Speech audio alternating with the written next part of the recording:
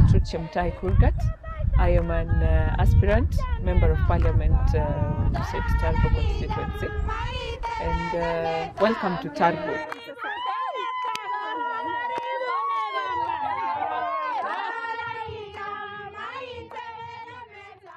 I want to bring some innovative, people-centered kind of leadership, which has not been there in the past. Because people go there and they believe they know the problems of society, they're coming to talk on behalf of society in parliament. But we need to bring in this idea that we have a parliament because not everyone in society can represent themselves in parliament. So they choose a few people to represent them. So we should come back and ask the people, what should we be tabling in parliament? What solutions do you need to your problems? Stuck to a very reasonable manifesto.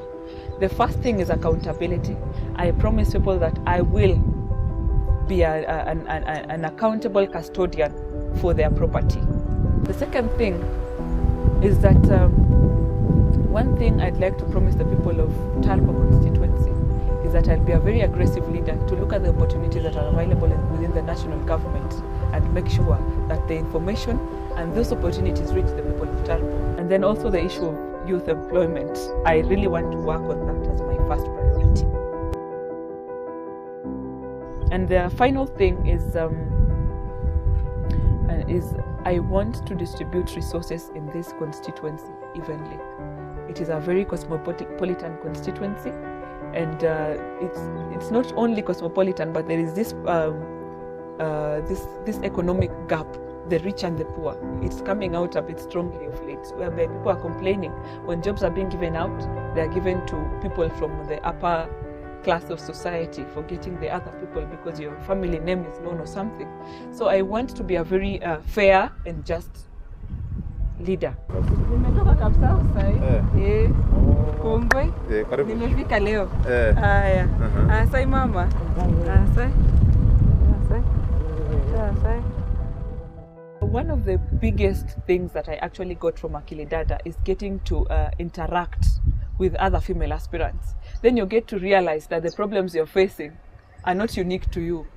Other women across the country are facing the same challenges. They are going through what you're going through every single day as a female aspirant. And another thing is that I really benefited from the curriculum that they had in place. For example, the resource mobilization bit of it.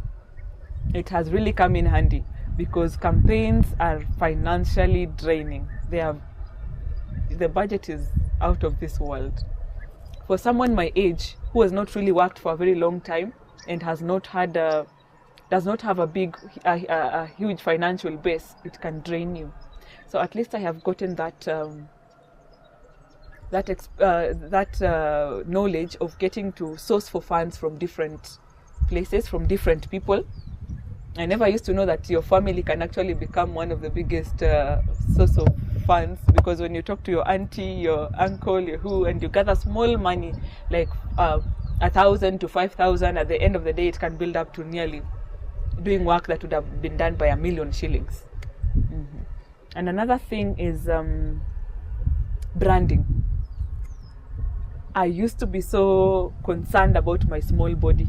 You know, when you go out there, people are waiting for a big woman to come stand there and say, "Mimi ndio ninaomba kiti cha ubunge." But then people see this small girl.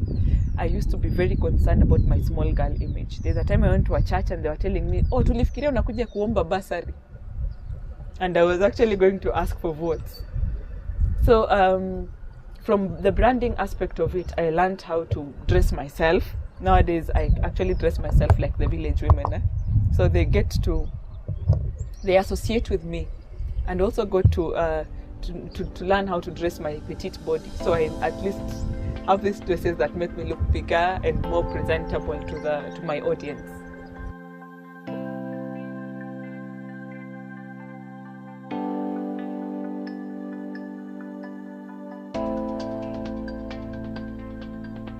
It has been one challenging journey.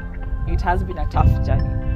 But what I can say is starting it was worse than where we are right now. Because when I was starting off, people used to look at me and they're like, young lady, are you married? There were those questions, those tough questions, and at that point you're still not so confident. You are still learning the ropes of the game. You're still learning how to respond to these cultural questions and all that. But as time goes by, you get used to all the attention, you get used to all the questions, you get used to all this, and it becomes a bit easier, because as time goes by also you get friends like Akili Dada who come on board and try to tell you this is how you can do some of these things, and you learn a lot and you grow. I have grown in politics. I have a very supportive campaign team, which is a mixed team of young women, old women, young males and older males.